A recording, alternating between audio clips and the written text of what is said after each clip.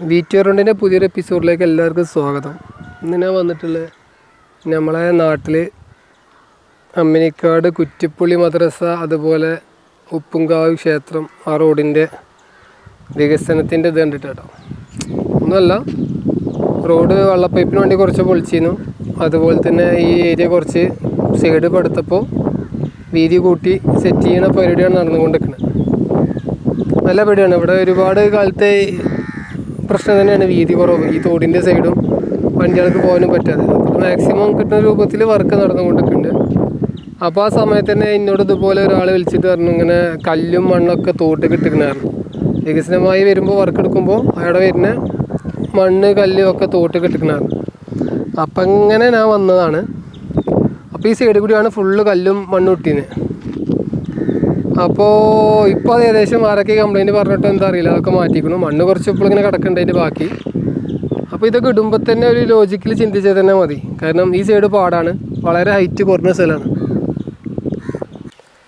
അപ്പോൾ ഈ ഹൈറ്റ് കുറവ് കാരണം തന്നെ മഴക്കാലത്തൊക്കെ വെള്ളം വരുമ്പോൾ തന്നെ പൊതുവേ ആ റൈറ്റ് സൈഡിൽ കാണുന്ന കണ്ടത്തേക്ക് വെള്ളം കയറലുണ്ട്.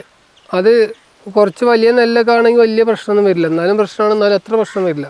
ഈ നാറ് നടുന്ന സമയത്തൊക്കെ ഇതുപോലെ തന്നെ ഈ ലൈനിൽ കൂടി ഓരോ വെള്ളപ്പൈപ്പ് പോകണുണ്ടോ, ഈ വെള്ളപ്പൈപ്പ് പൊങ്ങി കിടന്നിട്ട് ആദ്യമേ പട്ടിയും കോലും നടന്നിട്ട് വരെ പ്രശ്നം ഉണ്ടാകലുണ്ട്.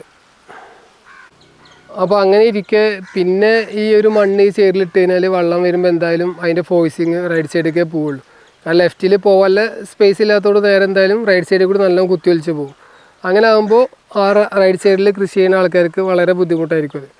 അപ്പോൾ ഓരോ വികസനം വരുമ്പോഴും ഓരോ പരിപാടികൾ ചെയ്യുമ്പോഴൊക്കെ മറ്റുള്ളവർക്ക് ബുദ്ധിമുട്ടാകാത്ത രൂപത്തിൽ എപ്പോഴും ചെയ്യാൻ നോക്കണം. അത് ഏത് കോൺടാക്റ്റ് എടുക്കുന്ന ആൾക്കാരാണെങ്കിലും ആരാണെങ്കിലും, അല്ലെങ്കിൽ അതിന് കറക്റ്റായിട്ടുള്ള വാർഡിലെ ആൾക്കാരെ അതിന് നിർദ്ദേശം കാര്യങ്ങളും കൊടുക്കും വേണം. ഇത് വേണ്ടത് ആരൊക്കെ എന്തൊക്കെ പറഞ്ഞിട്ട് കോരിയതാണ്, നിങ്ങൾക്ക് നേരെ കാണുമ്പോൾ വ്യക്തമുണ്ടാവും. ആ മണ്ണ് എപ്പോഴും ബാക്കിയുടെ കിടക്കുന്നുണ്ട്. അപ്പോൾ തന്നെ ഈ തോടിൻ്റെ സ്പേസ് മനസ്സിലാവുണ്ടാവും. കാരണം ഇതിൻ്റെ ബാക്ക് സൈഡൊക്കെ അത്യാവശ്യം നല്ല വീതി കൂടിയിട്ടാണ് വരുന്നത്. ഈ ഭാഗത്ത് മാത്രമാണ് വളരെ വീതി കുറച്ച് കുറവില്ല. അപ്പോൾ എന്തായാലും വെള്ളം കണ്ടത്തിലോട്ട് തന്നെയല്ലേ കയറാം. ഇനി അത് പോട്ടെ, വെറുതെ ഒരു വെള്ളം പോകാനുള്ള സോഴ്സ് നശിപ്പിക്കല്ലേ. ഓരോ സംഭവങ്ങളുണ്ടായാലും നമ്മൾ വെള്ളം ഒലിച്ച് പോകാനുള്ള ഇതില്ലാത്തതുകൊണ്ടാണ് ഈ വെള്ളപ്പൊക്ക കാലത്തൊക്കെ നമുക്ക് പ്രശ്നം ബുദ്ധിമുട്ട് നേരിടില്ല. പൊതുവേ ഈ സർക്കാരിൻ്റെ പരിപാടികളൊക്കെ നമ്മൾ കണ്ടിട്ടില്ല അങ്ങനെയാണ്. പൊതുവേ നമ്മൾ ആരും പ്രതികരിക്കാത്തതുകൊണ്ടാണ് ആ കോലത്തിൽ വീണ്ടും തുടർന്ന് പോയിക്കൊണ്ടിരിക്കുന്നതും. ഇപ്പോൾ കല്ല് ഏകദേശം ഫുള്ള് കോരി എടുത്തിട്ടോ. വലിയ കല്ലുകളൊക്കെ ഉണ്ടായിരുന്നു.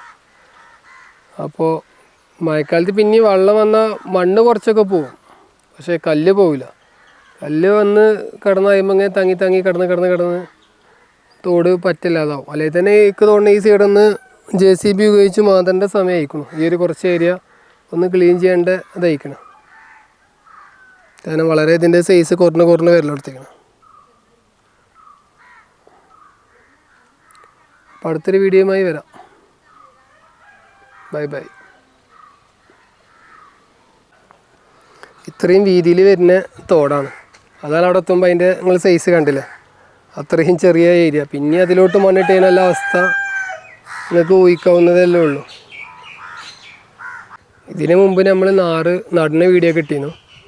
ഇപ്പോൾ ഏകദേശമൊക്കെ കൊയ്യേണ്ട വാക്കൊക്കെ എത്തലെടുത്ത് വെള്ളം ഒന്നും പാടെ കുറയുന്നതോട് കൂടി അപ്പത്തിന് നെല്ല് മൂക്കും കൊയ്യാനാവും.